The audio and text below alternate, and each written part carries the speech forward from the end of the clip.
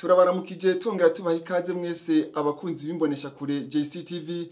Uyu numwanya wo kubashikiriza amakuru mu Kirundi yo kuri uyu wa 24 mu nyonyo mwaka 2021. Jewe ngiye kubashikiriza aya makuru nitwa Hicu Burundi Sofoni, uriko aradufasha kugira ngo amasanamu abashikira ameze neza ni Jackson Uwimana. Amakuru y'uno munsi akabagizwe n'ingingo nkuru zikurikira. Umutambukanyi w'umukuru w'igihugu cy'u Burundi Angeline Ndayishimiye yashitse ku kigo c'indege ca Bujumbura citiriwe Melchior Ndadaye kuri no muhingamo wo ku itariki 24 z'ukwezi kwa Munyonyo mwaka 2021. Akaba yaratahutse avuye mu gisagara ca Abuja muri Nigeria. Muraza kubikurikirana mwano makuru. Mu bijanye n'ubutunzi, amafaranga arenga imiliyoni 51 z'amafaranga y'amarundi niyo abatoza amakori n'amatagisi mu gisagara ca Bujumbura batashikanye mu kigega ca meri kuva mu kwezi kw'icenda ukwezi kw'icumi n'igice c'ukwezi kw'icumi. Muraza kubikurikirana mwano makuru. Aya n'ayandi mu mwanya inkuru imwe ukwayo.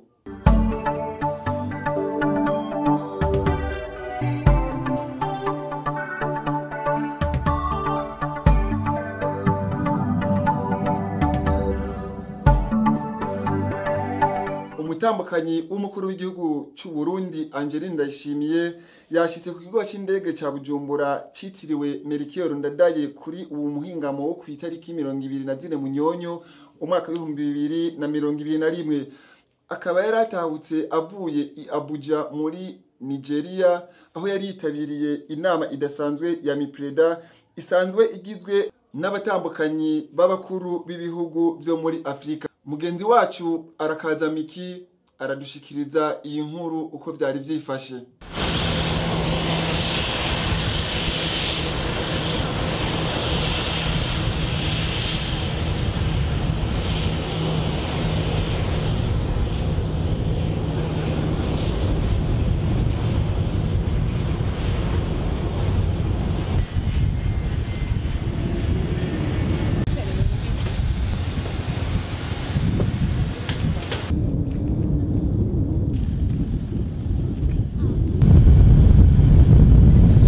Muhingamo kwa 24 Munyonyo, umutambukanyi mukuru w'igihugu Angeline Ndayishimiye niho yashika ku kibuga c'indege ca Bujumbura citiriwe Melchior Ndadaye. Akaba yatahutse avuye mu gisagara ca Abuja muri Nigeria, aho yari yitabiriye inama idasanzwe MIPREDA igizwe n'abatambukanyi b'abakuru b'ibihugu byo muri Afrika. Angeline Ndayishimiye yamenyesheje ko muri iyo nama biyemeje gushigikira abarongoye ibihugu vya Afrika mu kubafasha kumbatira amahoro n'umutekano. Umutambukanyi mukuru w'igihugu cy'u Burundi yongeye amenyesha ko aboneha akaje ko gusaba abakenyezi b'abarundi kazi ngo bamushigikire mu guharanira amahoro bahereye mu kibano no mu ngo zabo. Kambere na mbere tubanje gushimira Imana yo yadufashije gushika amahoro kandi yadufashije tugaruka amahoro nabo twajanye. Urugendo twagenze intumbero yabo kwari kwitaba inama igira 9 y'ishirahamwe ry'abakenyezi bubakanye n'abakuru b'ibihugu muri Afrika biyemeje kubungabunga no gushigikira amahoro. Muri urwo rugendo twashoboye kubonana n'umutambukanyi w'umukuru w'igihugu cya Nigeria nyene icubahiro Aisha Muhammadu Buhari. Twarashoboye kuvugana ku bijanye n'amashirahamwe turongoye ariyo PEDADE ndetse n'amafondasiyo dusanzwe twarashinze, turahanahana ivyiyumviro.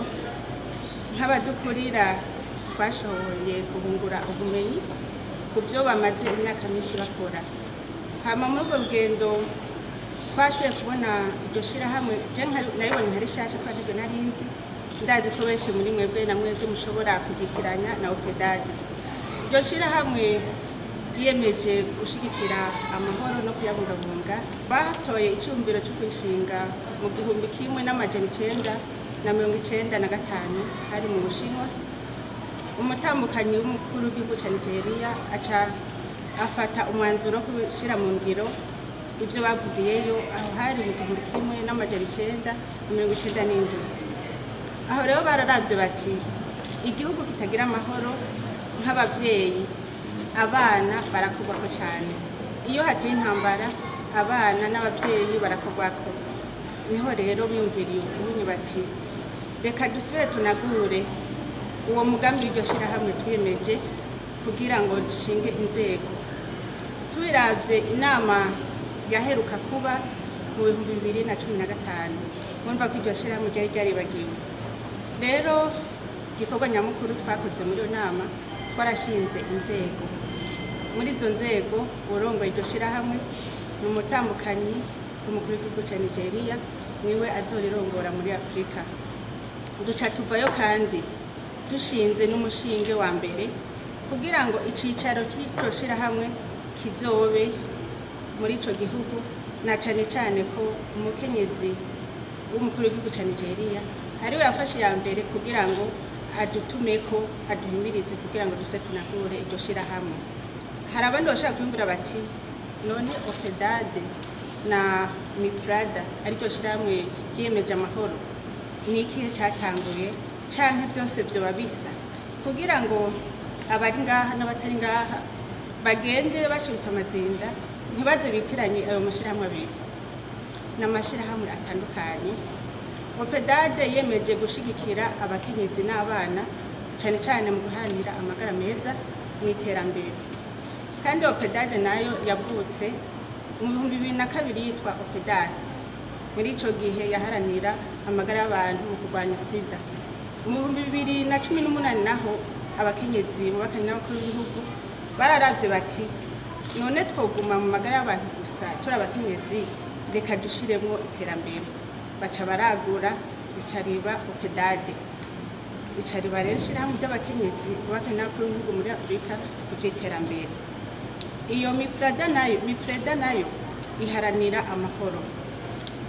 Murazi yuko ahatari amahoro nta terambere rishoboka. Rero nk'abakenyezi bubakanye n'abakuru b'ibihugu muri Afrika twiyemeje kubungabunga no gutsimbataza amahoro umwe wese aho aherereye. Twebwe rero nkuko nushaka kubivuga, si twe turongoye MIPRADA mu Burundi, aho bitandukanye rero naho ni ukuvuga yuko ifise uyirongoye umwe muri Afrika. Twebwe turi nk'intumwa y'uwo arongoye uwo mugwi. Twebwe tuja guhanira amahoro umwe wese ahaherereye, kandi kugira ngo twuzuzanye na OPEDAD mu guhanira amahoro n'umutekano, kugira umutekano n'ayo mahoro. Kandi rero mwumve ngo duharanira amahoro n'umutekano mu gufata umuheto. Oya, amahoro murazi aragutse. Iyo umukenyezi afise amahoro mu mutima, iyo umuryango urimo amahoro, igihugu kigira amahoro, ndetse no mu rugo kigira amahoro. Rero tuvuye twiyemeje ko tugiye gushigikira abo twubakanye, abakuru b'ibihugu muri Afrika, mu kubafasha mu gutsimbataza amahoro umwe wese ahaherereye. Mboneyeho no gutuma abakenyezi bari ngaha mugende muharanire namwe amahoro, muhere mu ngo zanyu umwe wese n'ahaba muri quartier, kugira ngo dushigikire abo batambukanye b'abakuru b'ibihugu muri Afrika bene wacu, kandi namwe mwongere munshigikire. Ndi umwe sinzoshobora guhanira ayo mahoro cyenyene mutafashe amaboko. Murakoze. Amafaranga arenga miliyoni 51 z'amafaranga y'amarundi niyo abatoza amakori n'amatagisi batashikanye mu kigega ca Meri kuva mu kwezi kw'icenda, ukwezi kw'icumi hamwe n'igice c'ukwezi kw'icumi. Ibi bikaba byatangajwe mu nama yo kuri uyu wa 24 mu nyonyo mwaka w'2021. Iyi nama ikaba yari yatunganijwe na Gervais Ndirakobuca, umushikiranganje w'intwaro yo hagati mu gihugu, umutekano n'iterambere rusangi. Akaba abandanya amenyesha ko ikibi atari ukugwa, ahubwo ikibi ari ukugwa ntuvyuke. Ubushikiranganje bw'intwaro yo hagati mu gihugu, iterambere rusangi n'umutekano bwararonse amakuru, buronka amakuru buciye ku bugenduzi bwabwo, ico bita inspection générale du ministère de la sécurité publique, ko hari ibitariko biragenda neza mu gisata c'amakori n'amatagisi. Ayo makuru ubushikiranganje bumaze kuyaronka, bwarakoresheje service izo zigejejwe kugenzura ibikorwa by'ubushikiranganje.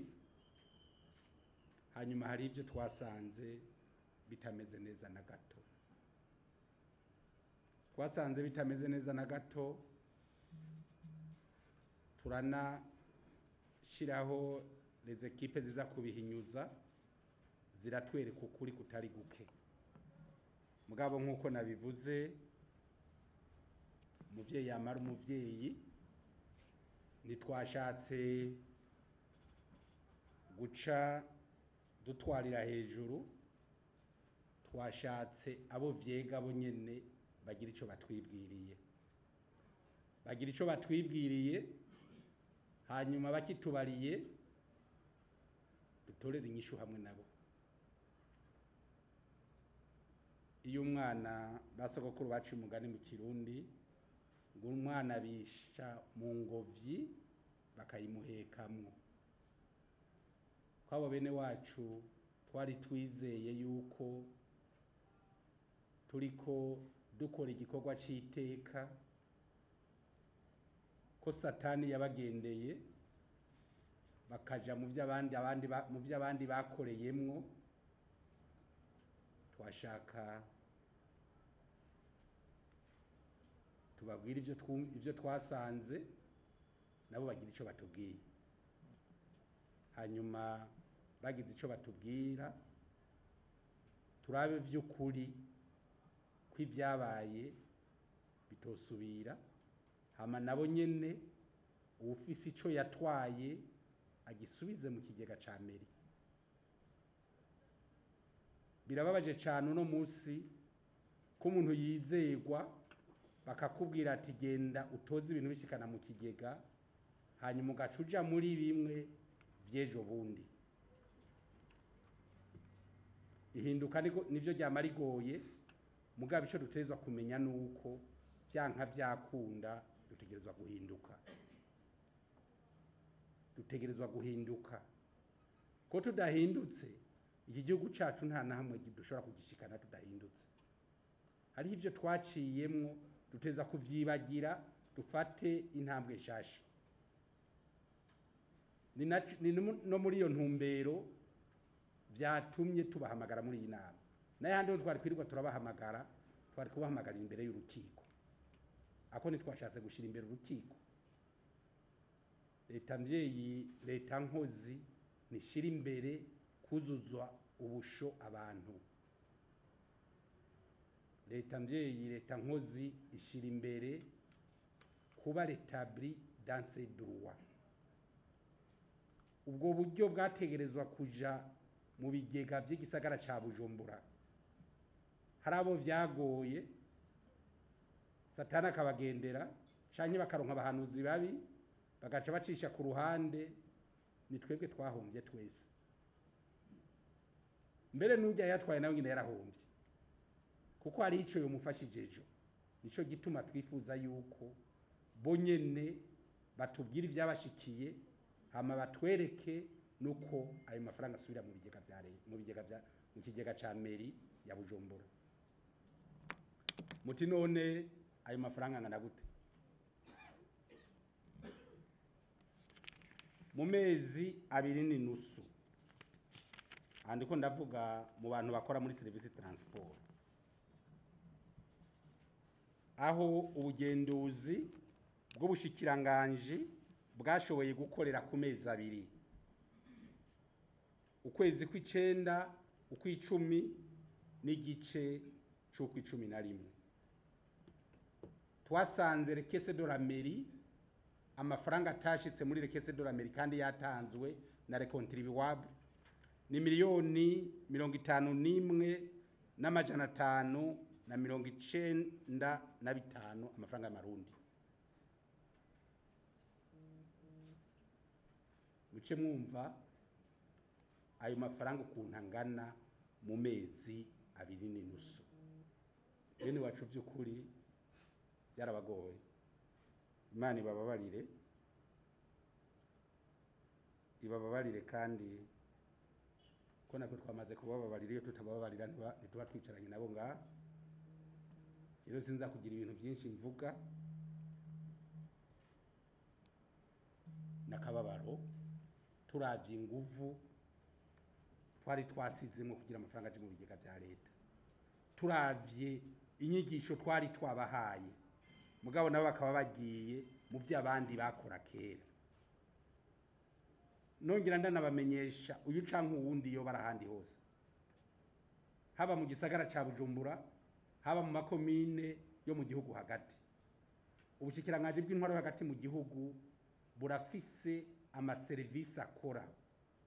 Uno musi ubushikiranganje bw'intwaro hagati mu gihugu iterambere rusange n'umutekano buri kumwe n'igipolisi nta kintu na kimwe gishobora gukorwa ngo bagende batakimenya. Tuzotuma tukimenya twaratevye mugabo tuzokimenya. Uwugira ivyo akora byose abikora azi neza yuko uko kuri kutamenyekana uyu munsi hirya y'ejo kuzomenyekana. Nongera nkengurukira cyane abene gihugu badahengeshana kuduha amakuru ku bintu bitariko baragenda neza, haba mu gisagara ca Bujumbura, haba mu gihugu hagati, haba mu makomine yose. Ndabakengurukire cyane. Nta byinshi rero mfise nza kuvuga, niyo constat gusa nashatse gusangira na mwebwe musanzwe mufise ivyo mujejwe mu gisagara ca Bujumbura. Ni mwebwe muri kwisonga y'inzego zigize igisagara ca Bujumbura, mushobora kuba namwe mwarabimenye mutatukubitiye akagohe, kuko abo babikoze ni bene wacu, ni bavyara bacu, ni bashiki bacu, nabo tuvukana. Ariko murumva yuko bibabaje uno musi twasubiye inyuma nk'ibirenge. Imana ifashe dusange ari kuri aya mezi abiri gusa, mugabo tugasanga inyuma naho hari ibindi bizoba bibabaje cyane. Ikindi nogenda nashikirije ngaha nuko dusaba yuko umuntu wese yahawe kitansiye akilometa muri meri kugira bamwinjize mu mashini.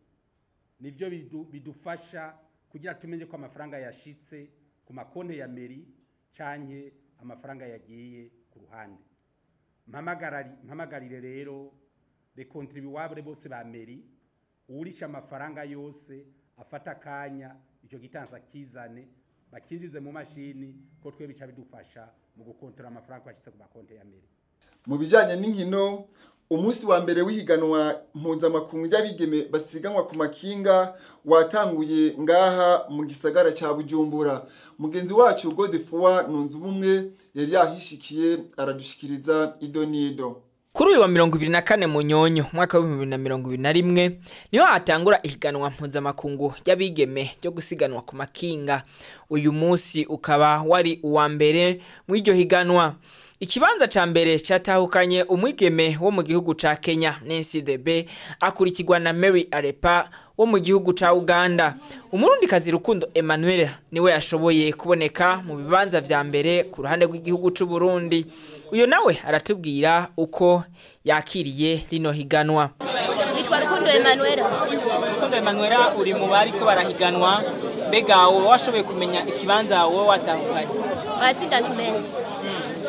Biravugwa ko woba warengeje amaturu, mbega woba utari wamenye uko biriko birakurikirana bya buri. Banyeretse yuko ntaraheza cyangwa ndabandanya. Kuba twari kumwe n'undi ataraheza cyangwa ndabandanya. Kuba ushoboye kuba aya mahiganwa, mbega ni byakangahe ukoze ibi bintu nkibi? Sinabyuka icuro. Aya ni mahiganwa kumbura waho rugiramwo gereranije naya uhejeje gukora, ubona vyari byifashe gute?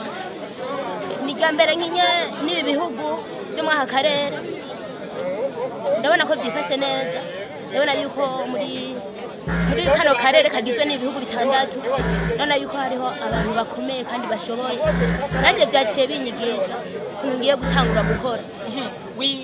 Wumva ugiye gukora gute ugerageje kuraba uko wari uvyiteze nuko cibisanga? Ngiye gukora cyane gose, ndabigire nk'umwuga. Yego. Mbega mu myiteguro byo byaraboroheye byo mushobora kuza muri higanwa mwavyiteguye neza? Yego cyane byararworoheye ko bari badushize hamwe muri cadre d'entraînement baradukoresheje. ubu mwiteze gutaha ikibanza mwatoye mu kirenze cyane gose twaronka abantu babishigikira bakadufata mu mugongo bikwiriye bizokunda byose. Nubwo biruko ngo nubwo imyiteguro yari imeze neza ngo harimwo ibitagenze neza, aho haravugwa nko kutaronka umwambaro wagenewe ihiganwa. Umviriza uko niyo gusengwa Janine ari mu bitabiriye iri higanwa nubwo atashoboye kurirangiza. Jewe nitwa niyo gusenga Janine nkaba nkinira muri club ya Ngozi. Twabonye ko namwe mwari mu bariko barahiganwa nkuko abandi bariko barabigira, ariko birashitse tubona muhagaritse urukino. Mbega nizihe ntambamye muciye muhora nazo ubu nyene urukino rugitangura? Jewe nkitangura byari sava nandurutse neza ndagenda hanyuma ndagira curu zibiri, ariko kwigira gatatu aho noshitse ikinga ryase ryanyankiye hanyuma bahita bampagarika ababijeje nanje nca ndahagarara. Mbega imbere yuko mutangura amahiganwa ntabwo baba bari barategekanije mu gihe ikinga canke se icuma coba nabi ku buryo bashobora kugisubiriza kugira ubandanye urukino? Ntabyo baba barabwiye mu ntegekanye? Icyo gitangura bari babitegekanije ibyo ngo babitubwira, ariko nkuko jewe ikinga ryameze nk'igiye nyakira ntabwo nabonye bambwira ati tora igare ugende, ahubwo bambwira ati hagarara, nanje nca mpagarara. Mbega muyakiriye gute mumaze kumva babahagaritse mu rukino kandi atari kuvuga ngo muvuyemwo kubera mwabishaka? Mwiyumvise gute? Mu bisanzwe ikintu uko kibaye ni kucyakira, kije ari kibi utegerezwa kucyakira, kije ari cyiza utegerezwa kucyakira, kuko uko turi ntabwo umuntu yoba yiteze ibintu byiza no mu buzima. Mbega nigiki nakahe kamumotera kumure kubategura zino nkino cyane cyane kubajanye n'ubuhinga bw'ivyuma mukoresha ku buryo mu nyuma hamwe mwosubira mugakora mushobora gukora nejo? Mbega mubasaba iki? Icyo saba nk'umukinyi, saba nk'abavyeyi nyene badukurira muri izi nkino, ibisaba mu nkino ni byinshi, ibyangombwa bitegekanwa biba ari byinshi, ariko ntabwo bihita bironka kuri ku buhinga bugeretsweho, turonka bike bibaho. Nk'ubu murabona jewe nakinyutse mu Burundi, ariko nakinye atakirato nambaye cy'abarundi ni pedale z'abarundi kuko bahise babikora mu gatondo mu mushuhiro bakabibura. Mubasaba ko rero bohora babigera gute kugira ihiganwa rishike byose bitungana? Icyo nsaba nkuko abarundi bacu nyene bama bari imbere mu nkino nk'uku, ni barabe ukuntu iyo bategekanije inkino bame bari pre ku bintu byose bitegerezwe gukinishwa, ikintu cyose gisabwa babe bagishize ngaho atamukinyi abura atanumwe ahingamikwaho. Mbega uri kuraraba mu myiteguro y'ingene mwatanguye mukora, boba mwaroroherejwe cyane ku buryo cyangwa ugereranije n'abandi mu bindi bihugu ko baje bameze? Mbega ubona imyiteguro yo bayabaye cyo kimwe n'ibindi bihugu? Muri rusange byasa nk'ibyateguwe neza. Turangiza tubamenyesha ko ibihugu byari byitabiriye iri higanwa ari Uburundi bufise abanonotsi 9, Tanzania ifise abanonotsi 3, Kenya ifise abanonotsi 5, Uganda ifise abanonotsi 3, igihugu kibanyi ca Kongo abanonotsi 5. Ikindi ko bamenyesha nuko iri higanwa rigiye kubandaniriza mu ntara ya Gitega, Karusi, Ngozi, Muyinga n'ahandi. Nino ngaha turangirije amakuru yacu y'uno munsi, tubashimira mwese mwadukurikiranye kuva mu ntango gushika ku iherezo, tubibutsa ko mushobora kudukurikirana ku mbuga ngurukana bumenyi haba kuri Facebook, Twitter, Instagram ndetse na YouTube, wandika akajambo JCTV naho ubutaha.